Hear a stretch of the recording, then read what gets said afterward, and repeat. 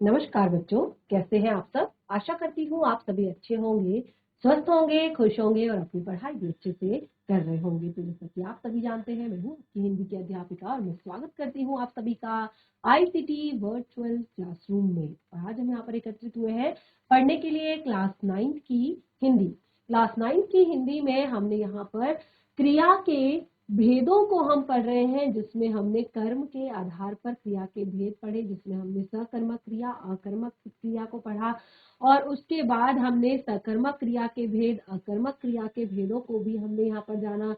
और last session में मैंने यहाँ पर आपको रचना की दृष्टि से क्रिया के कुछ भेदों को यहाँ पर बताया था।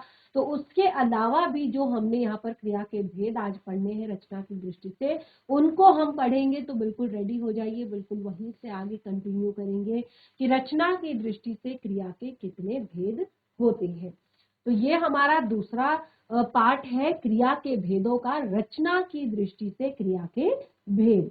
तो उसके बाद हमारा जब ये टॉपिक कंप्लीट हो जाएगा, फिर हम यहाँ पर व्याकरणिक विवेचन के आधार पर जो हमारे क्रिया के भेद हैं उनको हम पढ़ेंगे। तो चलिए शुरू करते हैं। सबसे पहले हम यहाँ पर हेडिंग डालेंगे फिर से, रचना की दृष्टि से क्रिया के भेद। रचना की दृष्टि से या रचना के आधार पर, रचना के आधार पर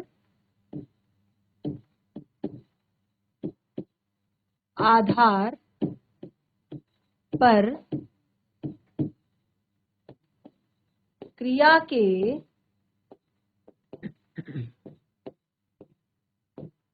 भेद। तो देखिए, रचना के आधार पर जो क्रिया के भेद होते हैं उनको एक बार हम यहाँ पर लिख लेंगे और उसके बाद हम एक एक करके यहाँ पर उन सभी भेदों को समझेंगे। तो देखिए, यहाँ पर रचना के आधार पर क्रिया के 6 भेद होते हैं, जिनको हम यहाँ पर लिखेंगे और फिर एक एक करके हम यहाँ पर समझेंगे। तो चलिए सबसे पहले शुरू करते हैं हम यहाँ पर सामान्य क्रिया। सामान्य क्रिया। दूसरा आपका है संयुक्त क्रिया।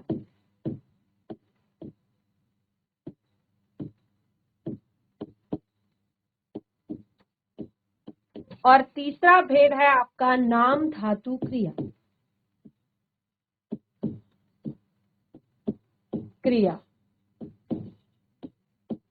और चौथा है आपका प्रेरणार्थक क्रिया। चौथा है आपका प्रेरणार्थक क्रिया। नंबर 5 है आपका पूर्वकालिक क्रिया। पूर्वकालिक क्रिया। और नंबर 6 है आपका अपूर्ण क्रिया। तो ये 6 भेद हम यहाँ पर पढ़ेंगे क्रिया के रचना के आधार पर। देखिए, कुछ जो भेद थे वो हमने लास्ट सेशन में यहाँ पर डिस्कस किए थे। जैसे हमने यहाँ पर कुछ अलग चीजें, यानी कि जैसे मैंने आपको अकर्मक के भी भेद बताए थे, सकर्मक के भी भेद बताए थे और रचना की दृष्टि से भी कुछ अलग भेद यहाँ पर बताए थे। और जो मेन है वो ये है, बाकी 6 कि सबसे पहले आपका आता है सामान्य क्रिया, उसके बाद आता है आपका संयुक्त क्रिया, उसके बाद आता है आपका नाम धातु क्रिया, उसके बाद प्रेरणार्थक क्रिया, पूर्वकालिक क्रिया, अपूर्ण क्रिया। तो फिर ये 6 के 6 भेद हम यहाँ पर पढ़ेंगे, इनको अच्छे से डिस्कस करेंगे और आप अपनी कॉपी में नोट डाउन भी इन्हें करेंगे। तो सबसे पहले हम शुरू करते हैं यहाँ पर सामान्य क्रिया से। जो हमारा पहला भेद है वो है सामान्य क्रिया। सामान्य क्रिया। अब कोई बता सकता है क्या होती है सामान्य क्रिया? किसे कहते हैं सामान्य क्रिया? कौन बताएगा सामान्य क्रिया किसे कहते हैं? बहुत ही इजी सा है। सामान्य क्रिया किसे कहते हैं, कौन बताएगा? देखिए, जब किसी वाक्य में केवल एक ही क्रिया होती है, ठीक है, जब किसी वाक्य में केवल एक ही क्रिया होती है तो उसे कहते हैं सामान्य क्रिया। जब किसी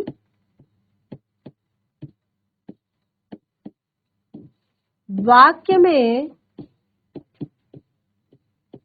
एक ही क्रिया होती है, जब किसी वाक्य में एक ही क्रिया होती है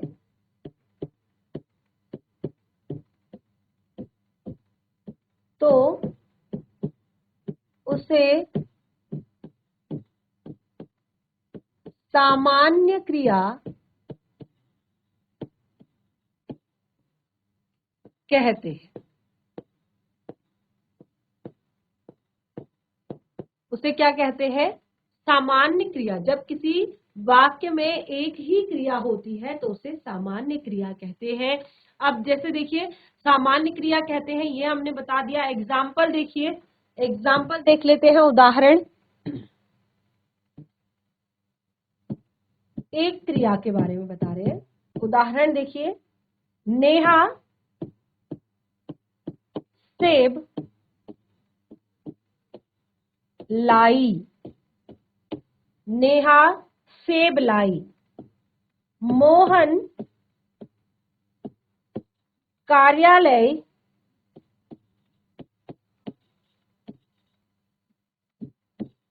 गया।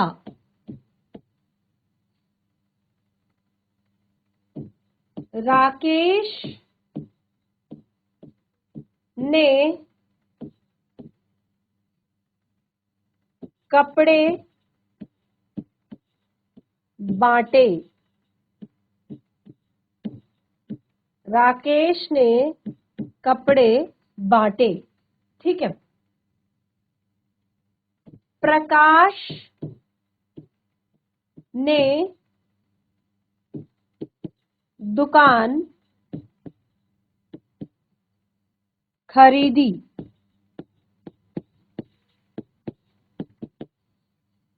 नेहा सेब लाई। मोहन कार्यालय गया। राकेश ने कपड़े बांटे। प्रकाश ने दुकान खरीदी। तो हमने कहा जब किसी वाक्य में एक ही क्रिया होती है तो उसे कहते हैं सामान्य क्रिया। तो इन वाक्यों में क्या आप बता सकते हैं कि कौन सी क्रिया है, कौन सा शब्द क्रिया है? हैंड रेज करेंगे, कौन बताएगा फटाफट? कौन सा शब्द क्रिया है इन वाक्यों में? Yes GIC Chamba. यस बच्चा। यस, आपको अनम्यूट कर दिया गया है, बोलिए बच्चा। मैम फर्स्ट सेंटेंस में मैम क्रिया लाई है, सेकंड सेंटेंस में गया, थर्ड सेंटेंस में एक सेकंड। यस, जो आपका पहला वाक्य, थोड़ा तेज बोलिए आप। तब जो पहला वाक्य है उसमें क्रिया क्या है? लाई। लाई। यस। दूसरे वाक्य में क्रिया क्या है? गया। Very good. तीसरे वाक्य में क्रिया क्या है? आखिर में बांटे। राकेश ने कपड़े बांटे। कपड़े बांटे। गुड। चौथा, प्रकाश ने खरीदी। दुकान खरीदी खरीदी। खरीदी। Very good. यस। तो हमने थैंक यू यहाँ मैम। पर कहा सामान्य क्रिया। ये सब क्या है? बैठ जाइए बच्चा, वेरी गुड, बैठ जाइए। तो देखिए, हमने कहा कि जब किसी वाक्य में एक ही क्रिया होती है तो उसे सामान्य क्रिया कहते हैं। और हमने यहाँ पर बताया कि नेहा सेब लाई। मोहन कार्यालय गया। राकेश ने कपड़े बांटे। प्रकाश ने दुकान खरीदी। तो आपने यहाँ पर बिल्कुल सही बताया, लाई, गया, बांटे, खरीदी, ये बिल्कुल सामान्य क्रिया है। ठीक है। तो यहाँ पर सामान्य क्रिया में आपने ज्यादा कुछ चीजें समझनी नहीं है। जहां पर आपको लग रहा है कि वाक्य में केवल इस तरह से सामान्य रूप से एक क्रिया को दिखाया गया है तो वो सामान्य क्रिया है। ठीक है। ये रचना की दृष्टि से हम यहाँ पर पढ़ रहे हैं पहला। तो समझ आया पहला भेद, सामान्य क्रिया। अगले भेद की तरफ आगे बढ़ते हैं। अगला भेद पढ़ते हैं संयुक्त क्रिया। दूसरा है आपका संयुक्त क्रिया। अब क्या होती है संयुक्त क्रिया, पहले लिख लेते हैं, उसके बाद यहाँ पर समझेंगे संयुक्त क्रिया किसे कहते हैं। देखिए, जब दो या दो से अधिक क्रियाएं, जब दो या दो से अधिक क्रियाएं, अब देखिए संयुक्त की बात हम कर रहे हैं, तो यहाँ पर क्या होगा, संयुक्त यानी कि जुड़ा हुआ, मिलकर, ठीक है। तो जब दो या दो से अधिक क्रियाएं एक ही कार्य का बोध कराती है, एक ही कार्य का बोध कराती है, जब दो या दो से अधिक क्रियाएं एक ही कार्य का बोध कराती है तो उसे क्या कहते हैं, संयुक्त क्रिया कहते हैं, उसे संयुक्त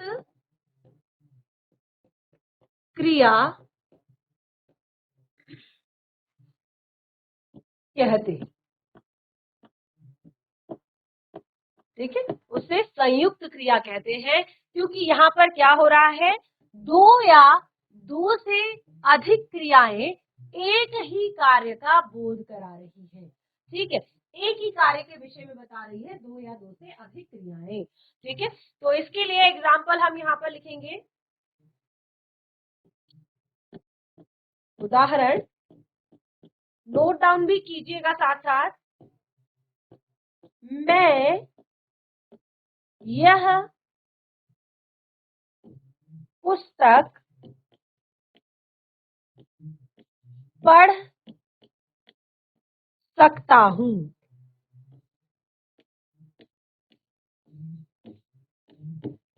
मैं यह पुस्तक पढ़ सकता हूँ, वह यह भार उठा सकता है। चलिए अब बताइए कि इसमें संयुक्त क्रिया क्या है, इसमें कौन कौन सी आपको लग रही है कि दो कौन कौन सी क्रियाएं हैं इसमें, फटाफट बताइए, हैंड रेज कीजिए। मैं यह पुस्तक पढ़ सकता हूँ, वह यह भार उठा सकता है, कौन बताएगा, हैंड रेज कीजिए फटाफट, कौन बताएगा। ऑप्शन यहाँ पर, एग्जाम्पल यहाँ पर दो दिए गए हैं और दोनों में आपको मैंने संयुक्त क्रिया के बारे में बता रही हूँ कि जब दो या दो से अधिक क्रियाएं एक ही कार्य का बोध कराती हैं तो उसे संयुक्त क्रिया कहते हैं, ठीक है। अब यहाँ पर कौन कौन सी दो क्रियाएं हैं जो एक ही काम को कर रही हैं, तो देखिए यहाँ पर मैंने आपको शुरुआत में क्या बताया था कि क्रिया का धातु रूप, तो देखिए यहाँ पर आप देख सकते हैं दो धातु रूप में यहाँ पर क्रिया है पढ़ और उठा, ठीक है, तो ये भी क्रियाएं हैं, एक ही क्रिया तो ये हो गई, और दूसरी क्रिया है आपका सकता हूँ और सकता है, ठीक है, मैं यह पुस्तक पढ़ सकता हूँ, वह यह भार उठा सकता है,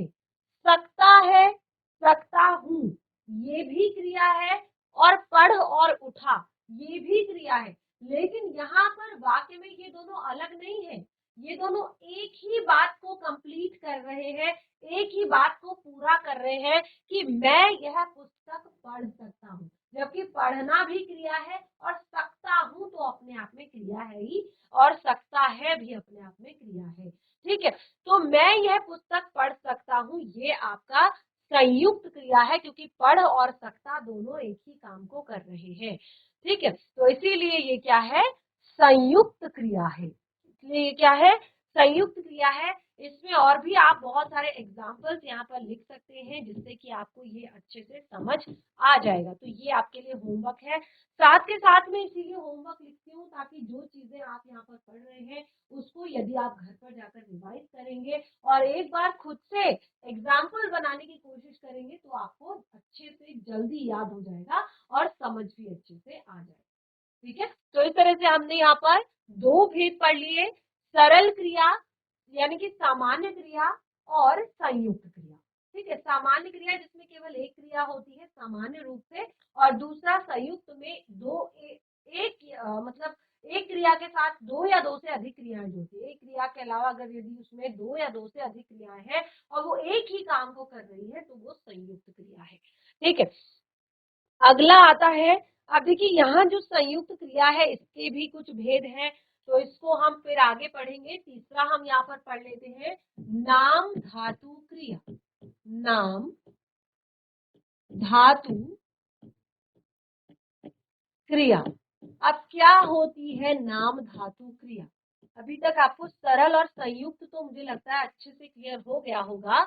नंबर 3, नाम धातु क्रिया क्या है, किसे कहते हैं नाम धातु क्रिया? तो इसको भी पहले लिख लेते हैं हम। देखिए, संज्ञा सर्वनाम विशेषण। संज्ञा सर्वनाम विशेषण, ध्यान दीजिएगा, संज्ञा सर्वनाम विशेषण और अनुकरणवाची। अनुकरणवाची।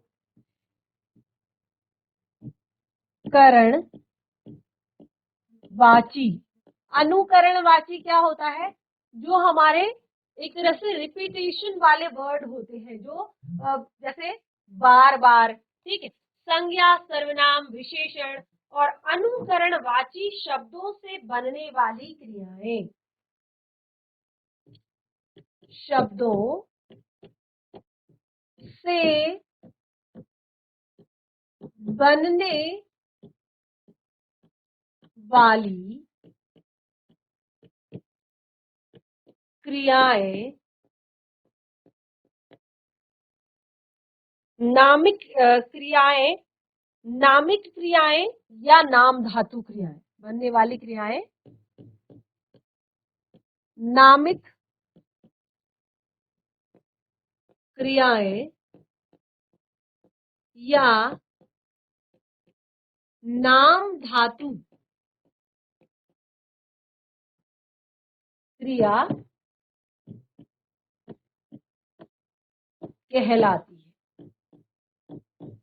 किससे बनती है? जो बनती है संज्ञा से, सर्वनाम से, विशेषण से और अनुकरणवाची शब्दों से बनने वाली क्रियाएं नाम धातु क्रियाएं कहलाती है। नोट कीजिएगा, साथ के साथ घर पर रिवाइज कीजिएगा और एग्जाम्पल्स को, उदाहरणों को समझने की कोशिश कीजिएगा। ठीक है, अब जैसे एग्जाम्पल बताते हैं यहाँ पर नाम धातु क्रियाएं। उदाहरण के लिए हमने क्या कहा? जो संज्ञा सर्वनाम और विशेषण और अनुकरणवाची शब्दों से बनती है क्रियाएं। ठीक है, तो रमेश, एग्जाम्पल में आपको खुद ही पता चल जाएगा। दरवाजा रंगने लगा है। रमेश दरवाजा रंगने लगा है। आयुष पाठ दोहराने लगा है। आयुष पाठ दोहराने लगा है। आकाश में तारे, आकाश में तारे टिम टिमाने लगे हैं। आकाश में तारे टिमटिमाने लगे हैं। अगला है, हमें अच्छाई को अपनाना चाहिए। हमें अच्छाई को अपनाना चाहिए। 4 एग्जाम्पल मैंने दिए हैं, 4 उदाहरण, और फटाफट से हैंड रेज कीजिए और बताइए कि कौन सा जो शब्द है वो आपका नाम धातु क्रिया है। अब देखिए, मैंने साफ साफ क्लियर शब्दों में यहाँ पर आपको लिखवाया है कि संज्ञा, सर्वनाम, विशेषण, संज्ञा, सर्वनाम, विशेषण और अनुकरणवाची शब्दों से बनने वाली क्रियाएं नाम धातु क्रियाएं कहलाती हैं।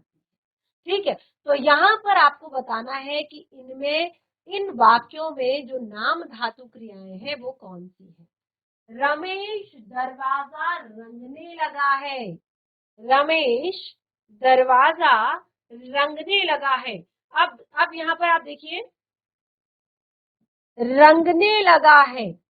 ठीक है, रंग, रंग क्या है आपका, जो एक तरह से संज्ञा है। ठीक है, और रंगने लगा है, रंगना क्या है, ये आपका क्रिया है।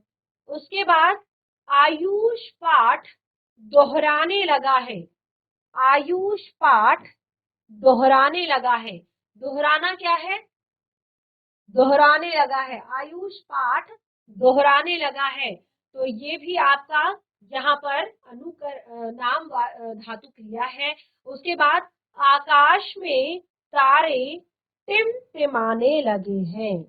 आकाश में तारे टिमटिमाने लगे हैं। हमें अच्छाई को अपनाना चाहिए। हमें अच्छाई को अपनाना चाहिए। अब यहाँ पर आप सब देखेंगे, रंगना, अपनाना, टिमटिमाना और दोहराना, ये सब क्या है, नाम धातु क्रियाएं हैं। ये सब क्या है, नाम धातु क्रियाएं हैं, क्योंकि ये किससे किससे बनी है, संज्ञा से, सर्वनाम से, अनुकरणवाची शब्दों से और आपका विशेषण शब्दों से। ठीक है, तो ये है आपका नाम धातु क्रियाएं। अब यहाँ पर मैं कुछ आपको एग्जाम्पल देती हूँ कि कौन कौन से शब्द नाम धातु क्रियाएं हैं। तो सबसे पहले कैसे, देखिए, संज्ञा। ठीक है, संज्ञा में कौन कौन से शब्द आपके शब्दों से कैसे आप नाम धातु क्रियाएं बनाएंगे, शब्दों से या संज्ञा शब्दों से कैसे बनता है नाम धातु क्रियाएं। जैसे लात लतियाना, लात लतियाना। ठीक है, गर्म गरमाना,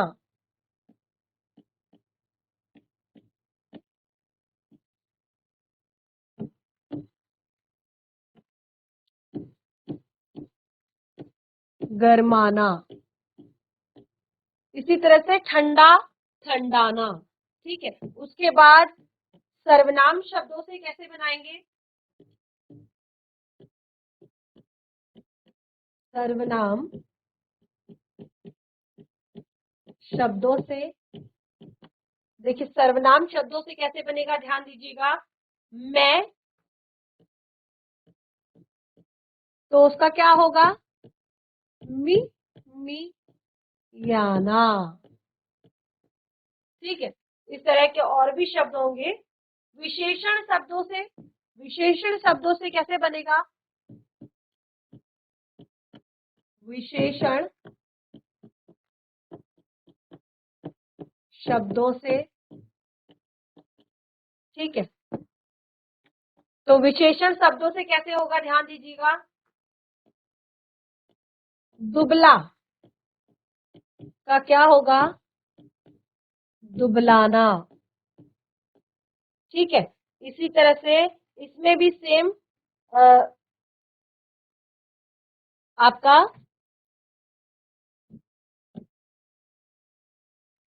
ये आपका यहां पर आ जाएगा गर्म, गरमाना, ठीक है। और इसी तरह से आपका ठंडा, ठंडाना, ठीक है, जो मैंने आपको बताया था यहाँ पर। और उसके बाद आता है आपका अनुकरणवाची शब्दों से। अनुकरणवाची शब्दों से कैसे आप बनाएंगे? अनुकरणवाची शब्दों से, अनुकरणवाची शब्दों से कैसे हम यहाँ पर बनाएंगे आपकी नाम धातु क्रिया को? ध्यान दीजिएगा। किट किट, तो क्या होगा? किट, किटाना, ठीक है। जैसे ठक, ठक, तो क्या होगा? ठक, ठकाना,